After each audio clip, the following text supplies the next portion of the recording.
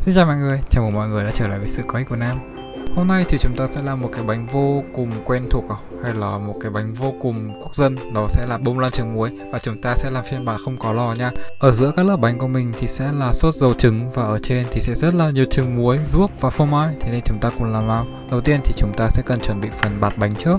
Phần cốt bánh này thì mình đã giới thiệu một lần trong video bánh kem dâu tây của mình rồi. Cái video chả hiểu sao này tự nhiên nó được cả đống view thích vãi, cảm ơn mọi người nhiều nha.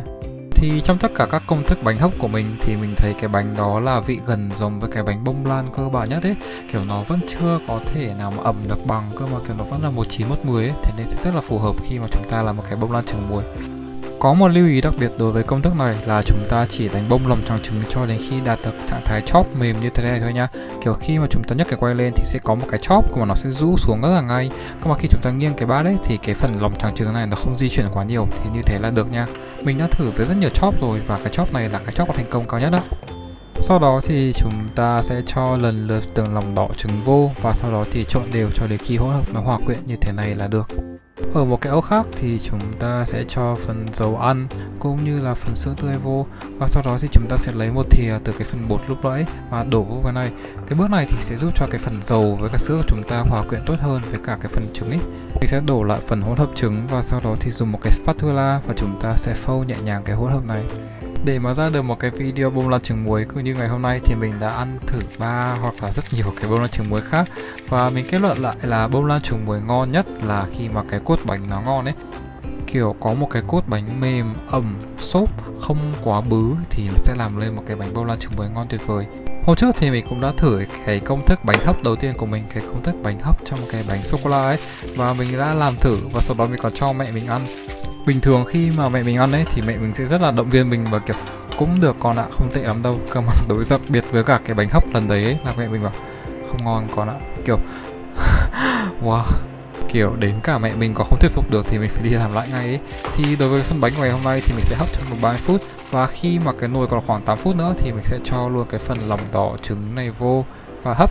Mình thấy hấp vào khoảng 8 phút ấy là trứng của mình nó sẽ kiểu vừa chín tới, nó không bị khô quá, nó vẫn còn một cái phần màu đỏ rất là đẹp ấy. Sau 8 phút thì chúng ta sẽ nhấc cái nồi ra và sau đó thì lấy phần bánh này để cho nó nghỉ hoàn toàn. Mình thấy trong tất cả các công thức bánh hấp của mình thì cái bánh này sẽ là cái bánh gần giống với cả một cái bông lan bình thường nhất. Kiểu tuy nó chưa ngon bằng cái công thức bánh Hồng Kông của anh Tú cơ mà nó cũng khá xốp và mềm ấy. Thế nên mình nghĩ cái này thì sẽ rất là phù hợp cho cái bông lan trứng muối của ngày hôm nay, nhất là đặc biệt với những người không có lo. Bánh của mình thì cũng không nở quá cao đâu. Đối với công thức này thì mình cảm giác là mình chỉ cầu mong nó không bị thắt eo thôi ấy. Chứ để mà nó nở thì nó sẽ xẹp rất là nhanh ấy. Thế nên mình cũng không mong chờ lắm. Giờ thì chúng ta sẽ chuyển sang làm bước sốt dầu trứng nha. Trong một cái âu thì mình sẽ cho lòng đỏ trứng, đường và một chút muối vô và sau đó thì mình sẽ đánh tan cái hỗn hợp này. Để mà có thể bảo đảm vệ sinh an toàn thực phẩm nhất thì mình sẽ quyết định là bắc cái phần này lên và sau đó thì đánh cách thủy. Thì mình sẽ đánh cái phần này cho đến khi đường hoàn toàn tan hết và cái phần này nó chuyển sang một cái phần màu vàng nhạt như thế này này. Khi này thì hỗn hợp trứng của chúng ta nó sẽ hơi ấm tầm khoảng 35 đến 37 độ. Trong một cái âu khác thì chúng ta sẽ chuẩn bị phần dầu ăn. Đối với lượng dầu của ngày hôm nay thì thực chất là mọi người sẽ không cần thiết là phải dùng hết đâu. Cái này thì sẽ tùy thuộc vào cái độ hút của trứng của mọi người ấy, tất cả độ to lớn các thứ ấy. Thế nên mọi người cứ mỗi lần là mọi người cho một thìa này vô và sau đó thì mọi người hãy đánh cho đến khi nó hoàn toàn hòa tan nha. Thì mọi người hãy cho tiếp. Đây là khi mình cho tầm khoảng một nửa số dầu thì cái phần hỗn hợp của mình nó bắt đầu đặc sệt lại. Hỗn hợp của chúng ta đạt là khi mà chúng ta vẽ ra những cái đường như thế này thì nó không bị hòa tan lại với nhau ấy, thì như thế là được nha. Với kinh nghiệm ăn 3 cái bông lan trứng muối của mình thì mình nhận ra là bánh bông lan trứng muối sẽ rất là ngon khi mà nó có thêm phô mai này, ruốc và trứng muối. Kiểu những thứ rất là đơn giản và kiểu khá là truyền thống thôi, cơ mà nó sẽ tạo lên một cái bánh ngon nhất luôn á. Phần phô mai thì mình sẽ cắt hạt lựu để mà cho tất cả các miếng bánh đều có vị phô mai ấy. Còn về phần trứng thì mình sẽ để một quả cắt lát ra để mà có thể trang trí lên trên nhìn cho đẹp hơn. Tất nhiên là mọi người cũng có thể để nguyên quả và trang trí cũng được, cơ mà mình thấy như thế thì cái vị trứng muối nó hơi bị mạnh quá, mình không thích lắm. Đối với quả còn lại thì mình sẽ nghiền nát nó ra và sau đó thì mình sẽ rắc giữa các tầng lớp bánh ấy, kiểu để cho cái vị trứng muối nó có thể hài hòa nhất có thể. Và giờ thì chúng ta sẽ tiến hành làm bông lan trứng muối nào. Đầu tiên thì mình sẽ cần cắt cái phần bánh ra làm 2 lớp.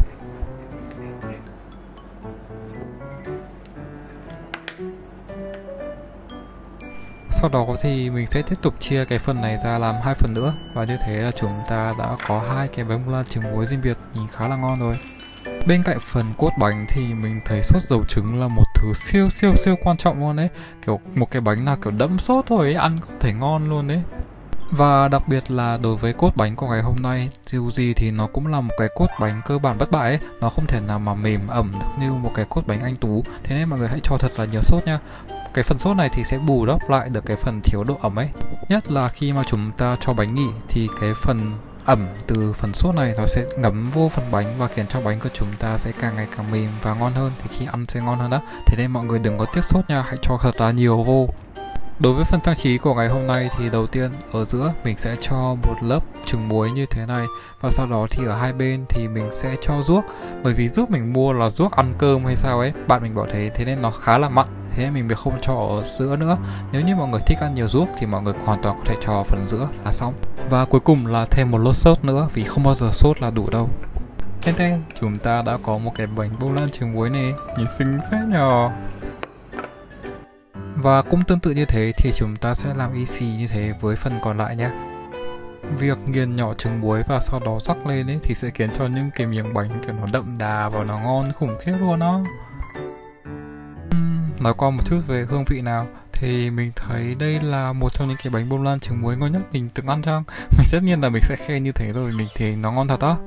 Kiểu bởi vì đây là một cái bánh do chính mình làm ra ấy, thế nên mình sẽ làm mọi thứ để mà phù hợp với cả khẩu vị của mình. Như là một cái bánh rất là nhiều sốt này, một cái cốt bánh mềm ẩm này, phần trứng thì sẽ bùi này, và ruốc thì không quá nhiều để mà lấn át hết cả cái vị này. Thế nên mọi người hãy làm và hãy điều chỉnh theo hương vị của mọi người nha. Chúc mọi người sẽ thành công về món bánh này và hẹn gặp lại mọi người trong video tiếp theo. Giờ thì bye bye.